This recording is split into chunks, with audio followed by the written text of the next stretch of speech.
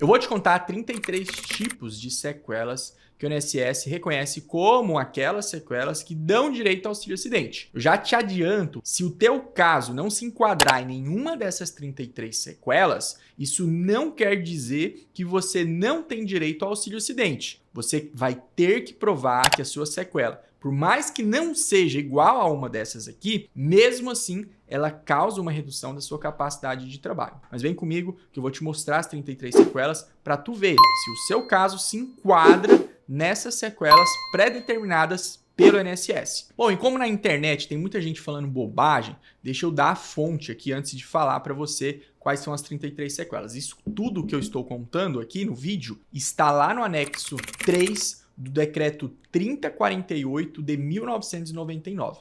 Tá? Então isso aqui não tirei da minha cabeça. Isso aqui é um anexo de um decreto federal. Sequela de número 1. Quando você perde parte da mão. Se você tiver um corte aqui, vai perder parte da mão. Isso é uma sequela que o INSS reconhece, dá direito ao auxílio-acidente. Quando você perde o dedo polegar, quando você perde aqui, ó, a partir daqui, o INSS também reconhece. Quando você perde 2 dedos, desde que um dos dedos que você teve amputação, você perde aqui, ó, nessa parte aqui que eles chamam de falange proximal. Quando você perde o segundo dedo, que é o dedo indicador, a partir também da falange proximal, que é essa primeira dobra que a gente tem na mão. Quando você sofre amputação de 3 dedos ou mais, por exemplo, quando a serra passa bem aqui, ó, daqui para cima, você perde as pontas de 3 dedos. O INSS reconhece também. A sexta sequela é quando você sofre uma amputação de parte do pé, como está na imagem aí. A sétima sequela é quando você perde o dedão do pé. Então, aquele dedo maior, que é o primeiro maior, quando você perde ele na primeira junta, ou próximo daquilo ali, também é uma sequela. Aí, quando você perde 2 dedos do pé, desde que um desses dedos você também perca na primeira junta, aí pode ser qualquer dedo.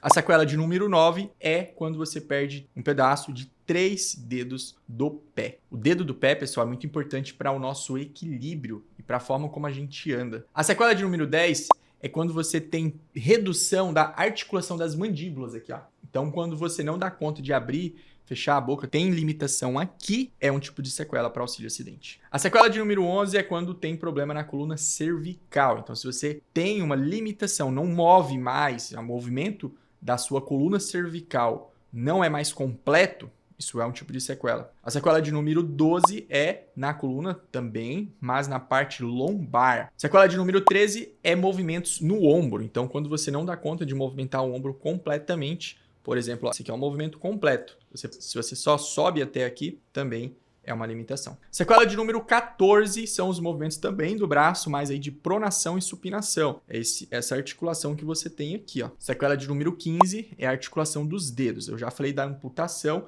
mas às vezes não, você não sofreu amputação, mas tem aqui problema na articulação dos dedos e os dedos fica, por exemplo, dedo engarra, mão engarra, que eles falam. Sequela de número 16 são articulações da perna. Então, nós temos a articulação ali do fêmur, entre a coxa e o quadril, é uma articulação, ou pode ser no joelho, ou pode ser no tornozelo também. As limitações em alguma dessas articulações podem gerar o auxílio-acidente. Atenção aí para essas sequelas nas articulações. Não é qualquer limitação de movimento que vai garantir o auxílio-acidente. Tá? Tem que ser uma limitação significativa. Sequela de número 17, redução de força dos braços. Então, mão, punho, braço em geral, se houve uma redução de força significativa, é uma sequela. A sequela de número 18 é especificamente a redução de força deste dedo aqui, do dedo polegar que a gente chama. Ele é muito importante para o movimento de pegada, para a nossa pegada. Ó. Se a gente não tem força nesse aqui, então vai faltar força na hora do movimento da pegada. Essa é a sequela de número 18. A sequela de número 19 é redução da força de alguma das pernas, seja da canela para baixo, do pé, enfim. Redução de força das pernas naturalmente vai dar impacto aí na vida da pessoa para ela andar, correr, série de problemas, e por isso é uma sequela que garante o direito ao auxílio-acidente. Atenção, a redução de força precisa ser comprovada. Não é só chegar na perícia e falar, tá faltando força e vai dar tudo certo, que não é bem assim, tá ok? Você precisa de um médico para provar a sua redução de força. A sequela de número 20 é encurtamento de uma das pernas. Depois do acidente, uma perna ficou menor que a outra, a partir de 4 centímetros, pelo menos para o INSS, é a partir de 4 centímetros, é uma sequela que ele também reconhece o direito ao auxílio-acidente. A sequela de número 21 são problemas na visão. Quando, depois do acidente, um dos olhos diminuía a capacidade de enxergar, mesmo após o uso de óculos, é um tipo de sequela, é a de número 21. A sequela de número 22 é quando você diminui a capacidade de enxergar nos dois olhos, depois dos óculos. Quando você tem problema na visão de apenas um dos olhos, a redução tem que ser bem maior do que quando é nos dois. Então, se você tiver pouca redução nos dois olhos, é uma sequela. Se você tiver muita redução em apenas um dos olhos, também é outra sequela. Essa é a diferença entre a 21 e a 22. A sequela de número 23 também é quando há redução da capacidade de enxergar em um dos olhos,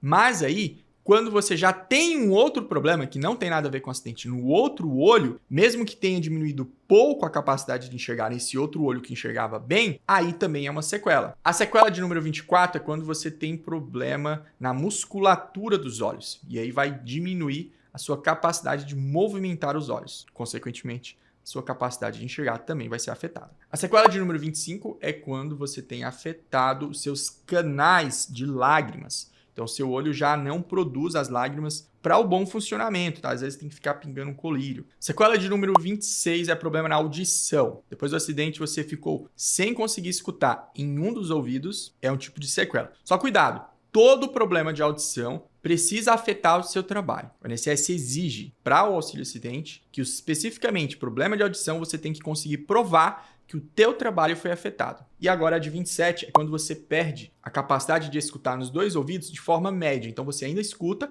mas bem pouco, nos dois ouvidos. A sequela de número 28 é quando você tem um ouvido que já não dá para escutar, e aí o outro você sofre o acidente e reduz a capacidade de escutar desse ouvido que ainda estava bem. Isso é um tipo de sequela. E aí você não precisa perder toda a audição no ouvido acidentado, porque o outro já era prejudicado de outro problema. Sequela de número 29 é problema na fala. Isso acontece muito nos casos de doença relacionada ao trabalho.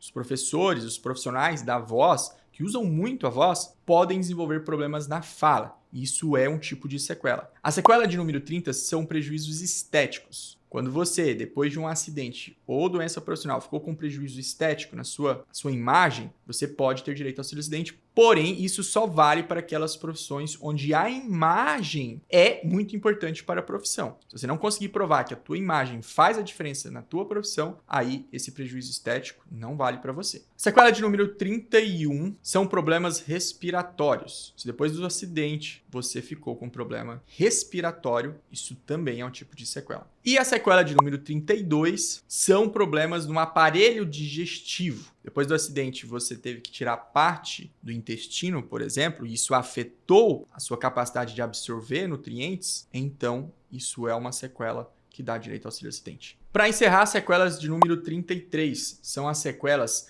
causadas por doença profissional ou doença do trabalho. Todas as sequelas que reduzem a sua capacidade de trabalho causadas por doenças profissionais relacionadas ao trabalho, o INSS reconhece como tipos de sequelas que dão direito ao auxílio-acidente. Deixa eu me apresentar. Eu sou o Wilker Gustavo Marques, eu sou advogado, especialista em auxílio-acidente. E se você precisar conversar comigo sobre o seu caso, os meus contatos estão na descrição desse vídeo. Lá tem meu WhatsApp e por lá você consegue falar comigo. Se a sequela que você tem do acidente é igual a uma dessas que eu falei, ou às vezes não é, mas mesmo assim você acredita que tem direito ao auxílio-acidente, a minha dica é que você procure um advogado especialista para organizar essa papelada, deixar tudo certinho para você solicitar a sua indenização. E tentar sempre receber os últimos 5 anos, se já faz bastante tempo do teu acidente, é claro, né? Para tu receber um valor maior de atrasados. Não se esqueça de se inscrever no meu canal, compartilhar esse vídeo com a galera para que todos possam saber dos seus direitos e não deixar nada para trás. E assista os outros vídeos meus sobre auxílio-acidente que tem aqui no meu canal. Eu explico muita coisa sobre auxílio-acidente, tá bom? Até a próxima!